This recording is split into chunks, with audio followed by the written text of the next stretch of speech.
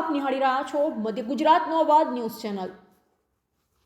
વડોદરામાં mobile accessory શોપના social media account પરથી કરવામાં આવેલા લાઈવમાં યુવકે ધાર્મિક લાગણી દુભાય તેવી કમેન્ટ કરતા મામલો બીચક્યો હતો। સમગ્ર મામલે મોડી રાત્રે શહેરના નવાપુરા વિસ્તારમાં બે જૂથ વચ્ચે ધીંગાણું સર્જાયું હતું। મોડી રાત્રે ધીંગાણું થતાં ડીસીપી લીના પાટીલ સહિતના ઉચ્ચ પોલીસ અધિકારીઓ ઘટના સ્થળે દોડી આવ્યા અને મામલો થાળે પાડ્યો હતો। હાલ આ સમગ્ર મામલે નવાપુરા પોલીસ મથકમાં ફરિયાદ નોંધવામાં આવી છે।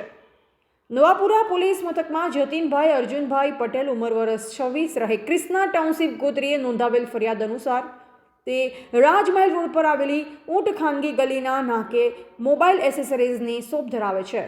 તેમની શોપમાં ગ્રાહકો માટે ઓફરો માટે સોશિયલ મીડિયા લાઈવ થકી જાહેરાત કરતા હોય છે। 21 ફેબ્રુઆરીના રોજ સાંજે સોશિયલ મીડિયા પરથી ઓફર બાબતે લાઈવ કરવામાં આવ્યું હતું। શરૂઆતમાં જ ગ્રાહકોને જય શ્રી રામ કરી શુભેચ્છા પાઠવવામાં આવી હતી। દરમિયાન સાહિદ પટેલ નામના સોશિયલ મીડિયા એકાઉન્ટ પરથી ધાર્મિક લાગણી દુભાય તેવી કમેન્ટ લખી હતી। આ સોશિયલ મીડિયા એકાઉન્ટ અંગે વધુ તપાસ કરતા સાહિદ પટેલ નામનો યુવક પાદરાનો હોવાનું જાણવા મળ્યું। તેણે કમેન્ટ ડિલીટ કરી દીધી હતી, જેથી આ અંગે હિન્દુ સંગઠનના કાર્યકર્તાઓએ તપાસ કરતા તેના ઘરે મળી આવ્યો ન હતો। તેને ફોન કરતા તેણે કહ્યું કે હું પાદરામાં બેઠેલ છું, તાકાત હોય તો આવી જા। આખરે સમગ્ર મામલે નવાપુરા પોલીસ મથકમાં ફરિયાદ નોંધાવવામાં પામી છે। અત્રે નોંધનીય છે કે યુવકે સોશિયલ મીડિયા પર કરેલ કોમેન્ટ સામે માફી માંગે તેની માંગ સાથે યુવકો મોટી સંખ્યામાં પોલીસ મથકે પહોંચ્યા, જેમાં એક તબક્કે બે જૂથો સામસામે આવી જતા ધીંગાણું સર્જાયું। આખરે ડીસીપી લીના પાટીલ સહિતના ઉચ્ચ અધિકારીઓ ઘટના સ્થળે પહોંચી સ્થિતિ કાબૂમાં લીધી હતી।